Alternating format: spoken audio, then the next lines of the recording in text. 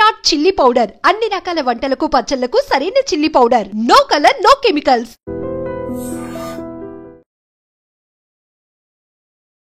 నమస్తే, welcome to iDream weekend update with Kavitha.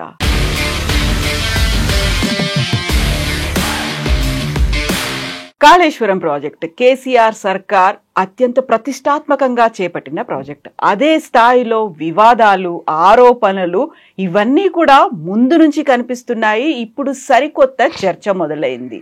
PC Ghosh commission నివేదిక ఇచ్చిన తర్వాత ఆగస్టు 30 నుంచి అసెంబ్లీ సమావేశాలు జరుగుతున్నటువంటి నేపథ్యంలో ఫస్ట్ చర్చలు, ఆ తర్వాత చర్యలు కూడా ఉంటాయా? యాక్చువల్గా ఎందుకని కాళేశ్వరం ప్రాజెక్టు మీద ఇంత తీవ్ర స్థాయిలో చర్చ మొదలైంది? మనతో పాటుగా ఉన్నారు మన తెలంగాణ ఎడిటర్ దేవులపల్లి అమర్ గారు. సార్ నమస్తే. సార్, అసెంబ్లీ సమావేశాలు అవుతున్నాయి అంటే యూజువల్గానే ఏదో ఒక చర్చ అనేది ఉంటుంది, బిల్లులు ఉంటాయి, తీర్మానాలు ఉంటాయి, ఇవన్నీ అనుకున్నాం. బట్ అసెంబ్లీ సమావేశాలు ఒక కాళేశ్వరం ప్రాజెక్టు మీద జరగబోతున్నాయి అనేటువంటి వాదన. ఒకటి కాళేశ్వరం ప్రాజెక్ట్ మీద మాత్రమే కాదు, బహుశా ఈసారి నేను అనుకోవడం ఈ బీసీ రిజర్వేషన్ సంబంధించిన చర్చ కూడా జరుగుతుంది. ఇతర అంశాలు ఏమైనా ఉంటుండొచ్చు. అయితే తక్కువ టైం, 3 రోజులు మాత్రమే ఉంటుందని అంటున్నారు. అది చెప్పలేం. రేపు బీఏసీ బిజినెస్ అడ్వైజరీ కమిటీ కూర్చొని ఇంకా దాన్ని పొడిగించి ఎక్కువ రోజులు ఏమైనా పెట్టాలనుకుంటే, ఇతర ఇష్యూస్ ఏమైనా మాట్లాడాలనుకుంటే మాట్లాడచ్చు. అసెంబ్లీ అనేది ఇది అత్యున్నత వేదిక. ఇప్పుడు ప్రజాస్వామ్యంలో ప్రజాప్రతినిధులు కూర్చొని చట్టాలు చేసే అత్యున్నత వేదిక, అత్యుత్తమ వేదిక కూడా. అక్కడ తప్పనిసరిగా ప్రజోపయోగమైన విషయాలు మాట్లాడాలి, ప్రజలకు ఉపయోగపడే విధంగా చర్చలు జరగాలి, నిర్ణయాలు కూడా జరగాలి అని అందరం కోరుకుంటాం. అట్లా జరగాల్సినది ఇవాళ పరిస్థితులన్నీ మారిపోయినాయి. చాలా కాలంగా మనం చూస్తున్నాం. చట్టసభలన్నీ కూడా పరస్పర దూషణలు, తర్వాత రాజకీయపరమైన విద్వేషాలని బయట పెట్టుకునే వేదికలుగా, రెచ్చగొట్టుకునే వేదికలుగా మారుతున్నాయి. అట్లా కాకుండా ఉండాలని కోరుకోవాలి మనం. ఇప్పుడు కాళేశ్వరం విషయం మీరు ప్రస్తావించినారు. కాళేశ్వరం ప్రాజెక్టు మనం 2014లో మనకు తెలంగాణ రాష్ట్రం ఏర్పడిన తర్వాత అప్పుడు తొలి ముఖ్యమంత్రి, తెలంగాణ రాష్ట్రానికి తొలి ముఖ్యమంత్రి అయిన చంద్రశేఖరరావు గారి ఆయన అంటారు డ్రీమ్ ప్రాజెక్ట్. అది ఆయన కలగన్న ప్రాజెక్ట్, ఆయన మానస పుత్రిక. ఆయన స్వయంగా దానికి సంబంధించి, ఎందుకంటే అది అంతకుముందు 2004లో రాజశేఖర రెడ్డి గారు ముఖ్యమంత్రి అయిన తర్వాత జలయజ్ఞం అని ఒక ఇది స్టార్ట్ చేసినాడు ఆయన. అంటే ఉమ్మడి ఆంధ్రప్రదేశ్ రాష్ట్రంలో 80కి పైగా నీటిపారుదల ప్రాజెక్టులకు సంబంధించి, పెద్ద చిన్న ప్రాజెక్టులు అన్నిటికి సంబంధించి ఆయన ఒక ఆలోచన చేసినారు. ఆయన ఆలోచన చేసిన దాంట్లో పోలవరం లాంటి పెద్ద ప్రాజెక్టులు కూడా ఉన్నాయి. అట్లాగే తెలంగాణకు వచ్చేసరికి ప్రాణహిత నుంచి చేవేళ్ళ దాకా ఒక నీటిని చేసే ఒక ప్రాజెక్ట్ సంబంధించి ఆయన ఒక ఆలోచన చేసినారు. అది తుమ్మిడిహట్టి దగ్గర నిర్మించాలి బరాజ్ అనేది ఒక ఇది ఉంటే, దాన్ని రాష్ట్రం ఏర్పడిన తర్వాత అది రకరకాల కారణాల వల్ల, ఆయన అర్ధాంతరంగా రాజశేఖర రెడ్డి గారు మరణించడం వల్ల కావచ్చు, ఇతర కారణాల వల్ల ఈ ప్రాజెక్టులన్నీ డిలే అయినవి. రాష్ట్రం వచ్చిన తర్వాత చంద్రశేఖరరావు గారు ముఖ్యమంత్రి అయిన తర్వాత దీన్ని ప్రాణహిత చేవేళ్ళ అనే ప్రాజెక్ట్ని కాళేశ్వరంగా మార్చి దాన్ని తుమ్మిడిహట్టి దగ్గర నుంచి మేడిగడ్డ దగ్గర తీసుకొచ్చి, మేడిగడ్డ ఇంకొక 2 చోట్లగా అన్నారం, సుందిళ్ళ, 3 బరాజులు నిర్మించి అంత వేసి చాలా పెద్ద ప్రాజెక్ట్ ఆయన చేసింది. అది మొత్తం తెలంగాణలోని అన్ని ప్రాంతాలకు సాగునీరు, తాగునీరు ఇవ్వడం. ఇప్పుడు మనం ప్రాజెక్టులు ఎందుకు కట్టుకుంటాం? ఇరిగేషన్ కోసం. ముఖ్యంగా తెలంగాణలో చాలా అవసరం. ఎందుకంటే తెలంగాణలో ఎక్కువ భూభాగంలో మనం వ్యవసాయం చూసినాం. గ్రామాల్లో బోరు బావులతో వ్యవసాయం చేసిన ఇవి చూసినాం మనం. వాటి బదులుగా మీరు నీళ్లు కనుక పారించగలిగితే అంతకంటే అద్భుతమైనది ఇంకోటి ఉండదు. మంచి ఆలోచన అది. కానీ ఇక్కడ వచ్చిన సమస్య ఏంటంటే కాళేశ్వరం ప్రాజెక్టు పేరు మీద పెద్ద ఎత్తున అవినీతి జరిగింది అని ఒక ఆరోపణ.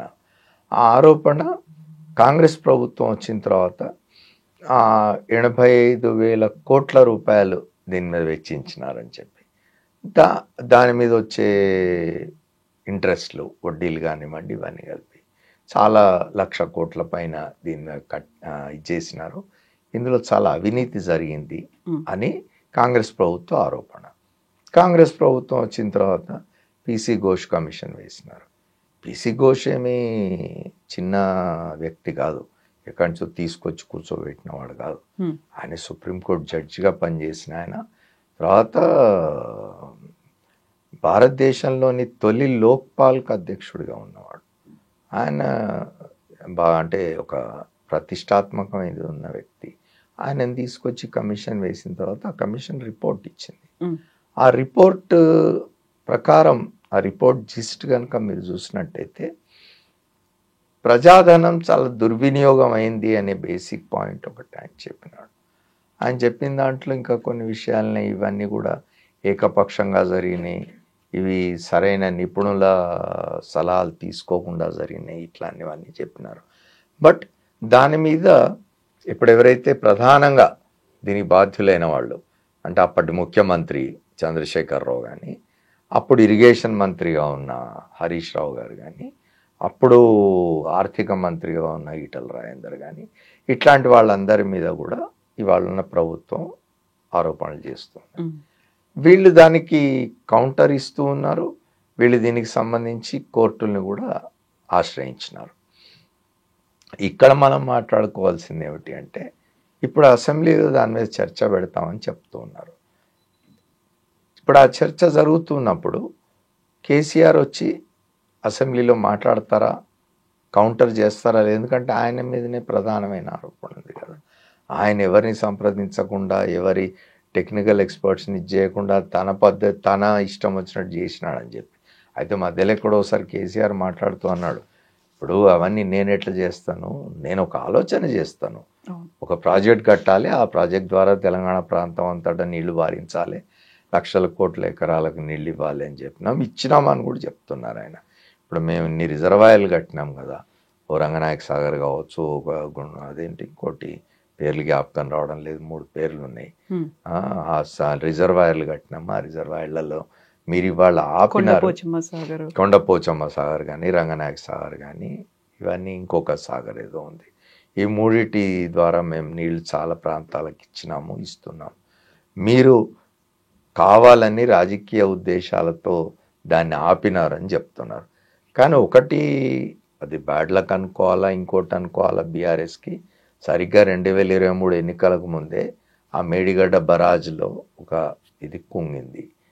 దాన్ని తప్పనిసరిగా కాంగ్రెస్ దాన్ని ప్రచారానికి వాడుకున్నది, అడ్వాంటేజ్గా తీసుకుంది. అది వ్యతిరేకమైన ఇంపాక్టే క్రియేట్ చేసింది బీఆర్ఎస్కి అని అనుకోవాలి. బీఆర్ఎస్ ఓటమిలో అది కూడా ఒక భాగం. ఆ కారణంగా కూడా బీఆర్ఎస్ ఓటమి జరిగిందని చర్చ జరుగుతున్నది. ఇప్పుడు చూడాల్సింది ఏమిటంటే, రేపు మరి అసెంబ్లీకి కేసీఆర్ వస్తారా రారా? ఎందుకంటే శాసనసభ ఏర్పడిన నాటి నుంచి కాంగ్రెస్ పక్షం అంటే ప్రభుత్వ పక్షం కేసీఆర్ని రమ్మంటున్నది. నువ్వు శాసనసభకు రా, శాసనసభకు ఎన్నికైన వాడివి, నువ్వు శాసనసభకు రావాలి, ప్రతిపక్ష నాయకుడి పాత్ర నిర్వహించాలని చెప్తున్నారు. కేసీఆర్ వెళ్ళడానికి ఇష్టపడ్డాను. మరి రేపు తెలంగాణ శాసనసభకు, ఎందుకంటే కాళేశ్వరం మీద చర్చ జరుగుతున్నది కాబట్టి, కాళేశ్వరం అనేది కేసీఆర్ తీసుకున్న ఒక ప్రెస్టీజియస్ ప్రాజెక్ట్ కాబట్టి దాని మీద ఇన్ని నీలి నీడలనండి, ఆరోపణలనండి, లేదా పీసీ ఘోష్ కమిషన్ నిర్ధారించిన వ్యవహారాల విషయాలనండి, వాటి మీద మాట్లాడడానికి ఆయన శాసనసభకు వస్తారా లేదా? రేపటి శాసనసభలున్నాయి, సమావేశాలున్నాయి. మరి ఆయన వస్తారా లేదా అనే దాని మీద చాలా ఆసక్తి ఉన్నది, చాలా చర్చ జరుగుతున్నది. చూడాలి మరి ఆయన వస్తారా, లేకపోతే హరీష్ రావు లాంటి వాళ్ళతో మాట్లాడిస్తారా అనేది చూడాలి మనం. ఇప్పుడు కాళేశ్వరం ప్రాజెక్టులోనే ఇర్రెగ్యులారిటీస్ ఉన్నాయి అనేది పీసీ ఘోష్ కమిషన్ ఏర్పాటుకు ప్రధాన కారణం. బట్ పీసీ ఘోష్ కమిషన్ ఇచ్చినటువంటి రిపోర్ట్లోనే ఇర్రెగ్యులారిటీస్ అనేవి ఉన్నాయి అని ఇప్పుడు హైకోర్టు దాకా కూడా వెళ్ళారు. ఆ రిపోర్ట్కి సంబంధించి దానికి సంబంధించి పదే చెప్తున్నారు. మీకు గుర్తుంటే అప్పట్లో ఇరిగేషన్ మంత్రిగా ఉన్న హరీష్ రావు గారు ఇప్పటికి 2-3 సార్లు వాళ్ళ పార్టీ వాళ్ళ నాయకుల కోసం లేదా మీడియా కోసం అని చెప్పి పవర్ పాయింట్ ప్రజెంటేషన్స్ ఇచ్చి చెప్తున్నారు ఆయన ఇది చేస్తున్నారు. సెంట్రల్ వాటర్ కమిషన్ ఏం చెప్పింది, లేకపోతే ఉమాభారతి గారు ఏం చెప్పినారు ఈ కాళేశ్వరం విషయంలో, ఎవరి వ్యాఖ్యానాలు ఏమిటి, కాళేశ్వరాన్ని ఎవరు ఎట్లా ప్రశంసించినారు, ఇట్లాంటివన్నీ కూడా చెప్తున్నారు. కానీ ప్రాక్టికల్ దీనికి పోయినప్పుడు ఒక కమిషన్ వేసినప్పుడు ఇట్స్ ఏ అఫీషియల్ కమిషన్, అది ప్రభుత్వం ఏర్పాటు చేసిన ఒక అధికారిక కమిషన్. ఆ కమిషన్ ఒక రిపోర్ట్ ఇచ్చింది.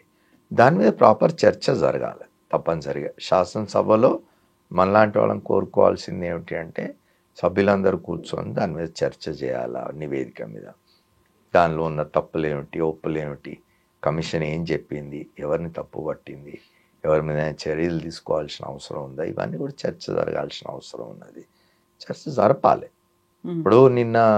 ఇప్పుడు రాష్ట్రం అంతటా కూడా వర్షాలు పడుతూ ఉన్నాయి. చాలా కొన్ని తెలంగాణలో కొన్ని ప్రాంతాలు గతంలో ఎన్నడూ లేని విధంగా అనూహ్యంగా వరదలు వచ్చి, ఇప్పుడు కామారెడ్డి లాంటి ప్రాంతాలు, కామారెడ్డి ఎప్పుడు మనం ఊహించుండం, అట్లాంటి చోట్లలో కూడా చాలా తీవ్రమైన వరద పరిస్థితులు ఏర్పడిన దీనిలో ఏరియల్ సర్వేకి పోయి ముఖ్యమంత్రి రేవంత్ రెడ్డి గారు గోదావరి ఖండ్లను ఎక్కడో ఒక మీడియా వాళ్ళతో మాట్లాడుతూ చెప్పినారు, ఇవాళ వాళ్ళు చెప్తున్నట్టుగా ఆ నీళ్లు కనుక నింపినట్టయితే ఆ 3 బరాజులలో గ్రామాలు కొట్టుకుపోతాయి అని చెప్తున్నారు. నిజంగా అట్లాంటి ప్రమాదం ఉన్నదా, లేకపోతే రేపు అట్లాంటిది కనుక జరిగితే మళ్ళీ ఎవరు బాధ్యత వహించాలి, అసలు ఏం జరుగుతున్నది.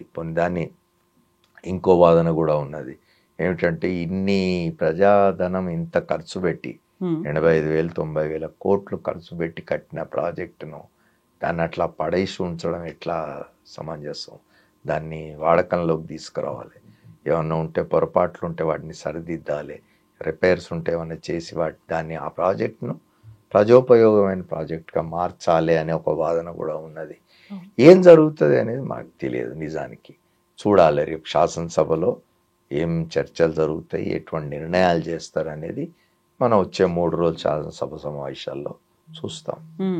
యాక్చువల్గా ఇక్కడ 2 పార్టీలకి సంబంధించి ఆరోపణలు ఉన్నాయి, ప్రత్యారోపణలు, వాదోపవాదాలు ఇవన్నీ కంటిన్యూ అవుతున్నప్పుడు మీరు చెప్పినట్టుగా అక్కడ ఉన్నటువంటి టెక్నికల్గా ఇర్రెగ్యులారిటీస్ ఉన్నాయా? ఇప్పటికైతే అందులో జరిగినటువంటి అక్రమాలు కావచ్చు, కమిషన్ల గురించి కాదు మాట్లాడుకుంటోంది, కేవలం ఇర్రెగ్యులారిటీస్ ఇవన్నీ ఉన్నాయనుకున్నప్పుడు ఉన్నటువంటి టెక్నికల్ ఇష్యూస్, లేకపోతే ప్రజలకు కావాల్సినటువంటి ఒక క్లియర్ పిక్చర్ ఇవ్వడానికి ఈ 2 పార్టీలే ఆ క్లారిటీ ఇవ్వాల్సిన అవసరం ఉందంటారా, లేకుంటే కేంద్రం కూడా జోక్యం తీసుకోవాల్సిన అవసరం ఉందా? ఎందుకంటే కేంద్రం తరఫున కూడా దీనికి సంబంధించినటువంటి డ్యామ్ సేఫ్టీకి సంబంధించి కావచ్చు, మిగతావన్నీ కూడా అక్కడ పర్మిషన్స్ అనేవి రాలేదు అనేటువంటి మాట కూడా వినిపించింది. కాబట్టి ఇప్పుడు రాలేదు అని ఇప్పుడు ప్రభుత్వ పక్షం చెప్తూ ఉన్నది.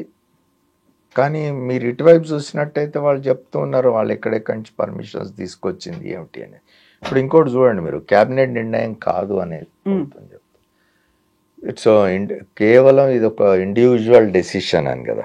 ఇప్పుడు సోల్ అండ్ ఇండివిజువల్ డెసిషన్ అని కమిషన్ ఇచ్చిన రిపోర్ట్లో చెప్తుంది.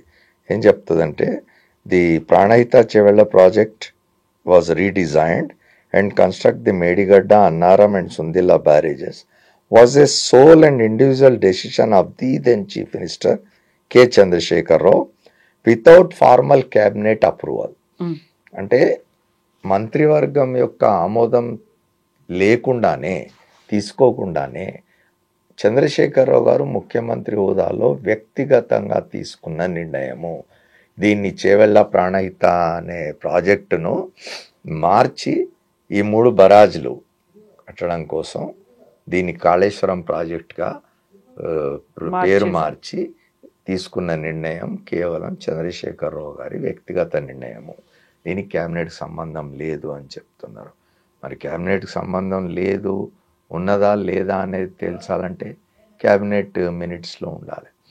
క్యాబినెట్ సమావేశం జరిగినప్పుడు, మంత్రివర్గ సమావేశం జరిగినప్పుడు తప్పనిసరిగా మంత్రివర్గ సమావేశంలో జరిగిన ప్రొసీడింగ్స్ అన్నిటిని కూడా రికార్డ్ చేస్తారు మినిట్స్లో. అవన్నీ చూస్తే తెలుస్తుంది నిర్ణయం ఎవరు చేసినారు, క్యాబినెట్ అప్రూవల్ ఉందా లేదా. లేకుంటే చంద్రశేఖర్ అంటే ఒకటి రీజనల్ పార్టీస్కి అట్లా ఉండదు కదా.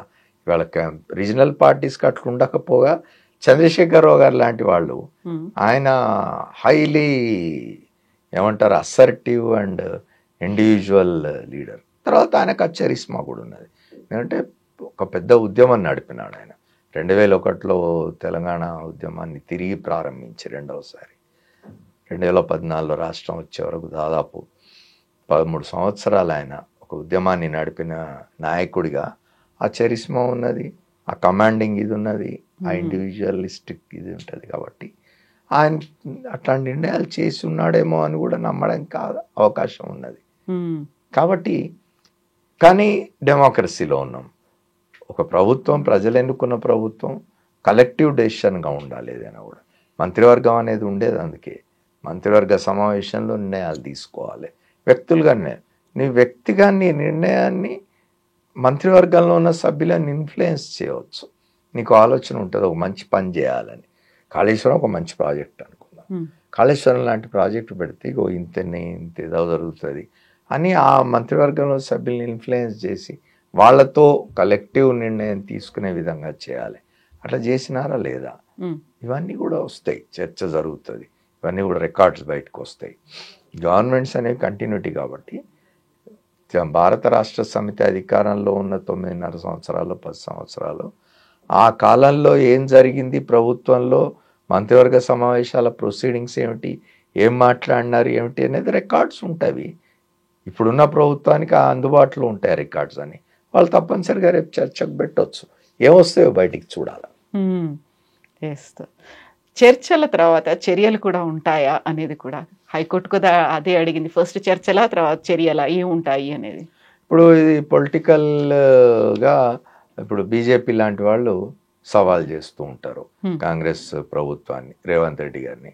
నువ్వు ఇన్ని మాట్లాడుతున్నావు, ఈ ఫార్ములా కార్ రేస్లో కేటీఆర్ మీద చర్యలేవి, లేకపోతే ఇక్కడ వచ్చి కాళేశ్వరం దీని మీద ఇంత మాట్లాడుతున్నావు, కమిషన్ వేసినావు, ఏమైంది కేసీఆర్ని అరెస్ట్ చేయలేదు, ఇంకా చర్యలు తీసుకోలేదు, ఇట్లాంటివన్నీ మాట్లాడుతున్నాను. అయితే అంత ఆషామాషిగా ఉండదు కదా ఏదైనా కూడా. ఒక ఇష్యూ మీద ఒక కేసు పెట్టాలి, ఒక వ్యక్తిని, అందున ముఖ్యమంత్రిగా పనిచేసిన వ్యక్తిని, అంత ఇదున్న నాయకుడిని ఆయన మీద కేసు పెట్టాలి అంటే అంత ఆషామాషిగా ఉండదు. దానికి సంబంధించి కమిషన్ రిపోర్టు, దాని మీద ఆయన బాధ్యత ఎంత ఉంది ఏమిటి, ఇవన్నీ చాలా క్షుణ్ణంగా చూసిన తర్వాత లీగల్ ఒపీనియన్ తీసుకొని లీగల్ ఎక్స్పర్ట్స్ తీసుకున్న తర్వాతనే ప్రభుత్వం ఆ చర్యలు తీసుకుంటుంది. అట్లా ఆషామాషిగా పోయి అరెస్ట్ చేసి లోపల పెట్టడం ఉండదు. Yes sir, thank you so much sir. Thank you sir. And for more videos, please subscribe to iDream. Please subscribe to iDream. Please subscribe iDream. And please subscribe to iDream. For more videos, subscribe to iDream. please like, share and subscribe to the channel. Congratulations, iDream. Subscribe to iDream. Subscribe to iDream. So subscribe to iDream Media. iDream ki iDream team andarki huge congratulations. Please subscribe iDream Media. Please subscribe to iDream. Subscribe iDream. Please subscribe to iDream. iDream అంటే నా కళల channel subscribe చేసుకున్న నోరు తిరుగుతలేదు, మీరైతే గంట గుర్తు కొట్టండి. For more such videos, please subscribe to iDream. Subscribe to iDream. Please subscribe to iDream. Please subscribe iDream Media. Please do subscribe to iDream. Please subscribe to iDream Media. For best entertainment and information, please subscribe iDream. And don't forget to subscribe to iDream.